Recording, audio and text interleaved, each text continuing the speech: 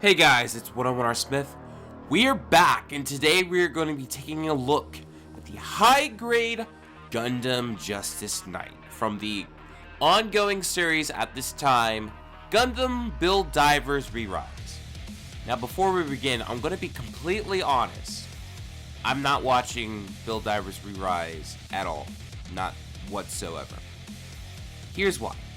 Because Gundam Build Divers turned me off immensely last year. I felt that a lot of the mobile suit designs were starting to get lazy and underwhelming. I really didn't like the writing, and while some of the battles were great, I just felt like the build series in general is becoming the law of diminishing returns. That's why I haven't really watched ReRise. I have absolutely no hype for it, and I'm just kind of sitting in the sidelines waiting for the next mainstream or more streamlined traditional Gundam series. I will admit though that the designs of ReRise are really popping out at me, especially the main Gundam. The only reason I haven't gotten a main kit of that yet is because I'm waiting out for its final form. Because we keep seeing the Earth and the Jupiter and the Mars. My brain kind of knows, don't get one yet, wait for the final form. But one of the designs that really popped out to me was the Justice Knight. This thing looks impressive. It looks like a combination of Knight Gundam and Gallantmon from Digimon Tamers, and I just couldn't say no. I was even contemplating giving a Gallantmon paint job, but I decided, I'm feeling kind of lazy, and I kind of want to save all of my building stamina for Barbatos. So here we are here with the Justice Knight, a cool looking design from a show I'm pretty much unfamiliar with. And I decided I will do a little bit of painting because in my mind, this is a knight, this should be shiny, not just all this pale white. Here's what we're gonna do, and let's open up the box, build it up, and see what this kit has to offer to us. All built up, and now we have the Gundam Justice Knight, and this thing, its silhouette looks pretty badass. Has a great amount of color separation. There's only one sticker that you honestly need, which is the eyes. Otherwise, everything is built and put in together, and it's a pretty cool looking suit. On a personal level, because I did paint this, I will have to say this is probably one of my weaker paint jobs. I thought I didn't need primer, so I decided to paint the silver right away.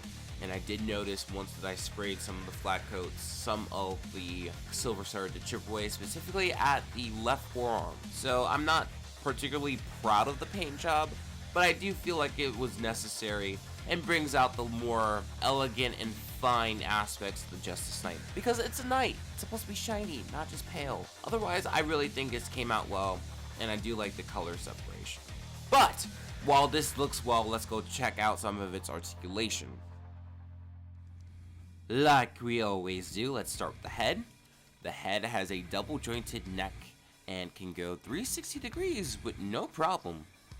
Side to side too, and everything in all the works that we expect at this point.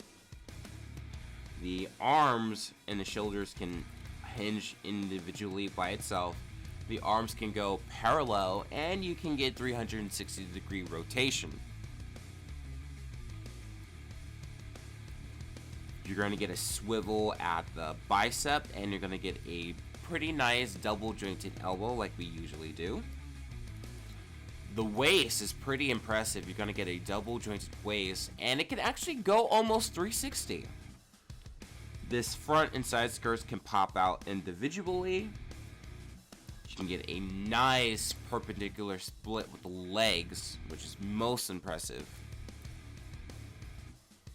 With the legs, you're going to get the able to shoot out and the nice double jointed knee and a double jointed ankles, which is really impressive for something this size.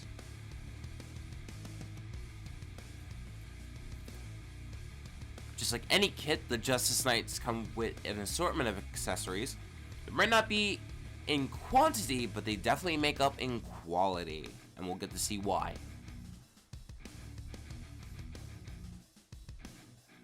Next, you're going to get your shield and your sword.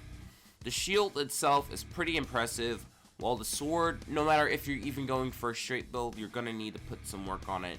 It's missing a lot of gold aspects, and you're going to have to either paint that with a hand brush or a gold Gundam marker.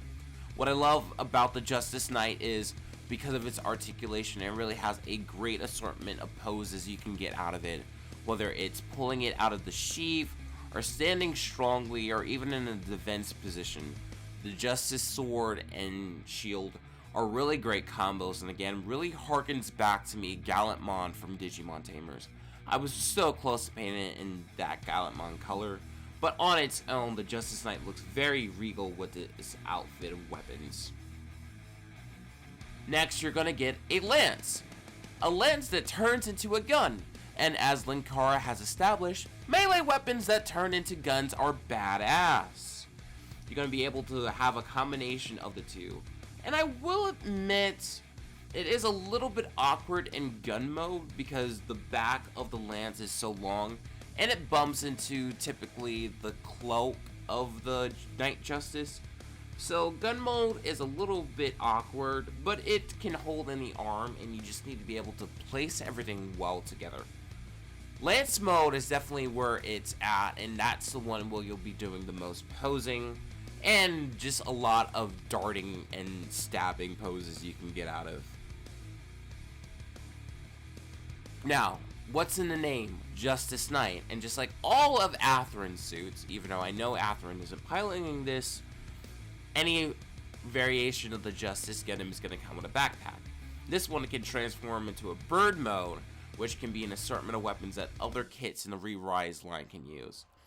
And if you just finagle it just right, you can kind of go Justice Gundam with it and shoot things down.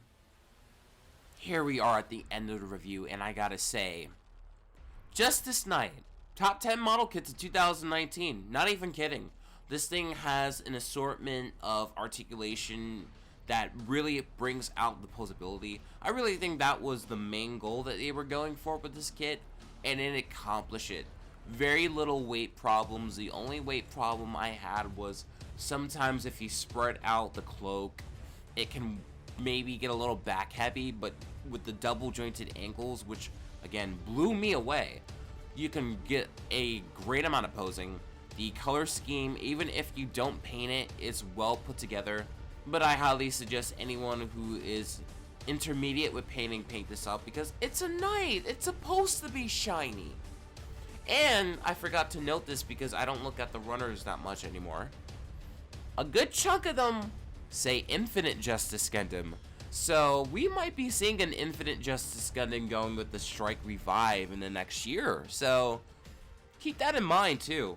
Even if you wanted to do a Justice Knight in Atheron colors, this could look pretty badass as well. This is not quite narrative C-Packs, but definitely top 10 build of 2019. Thank you guys for checking out this review. Don't forget to watch and subscribe. And don't forget, if you want to have a chance at winning a real grade new Gundam, you got to follow these 2 rules. Subscribe and comment on any video in December 2019, including this one.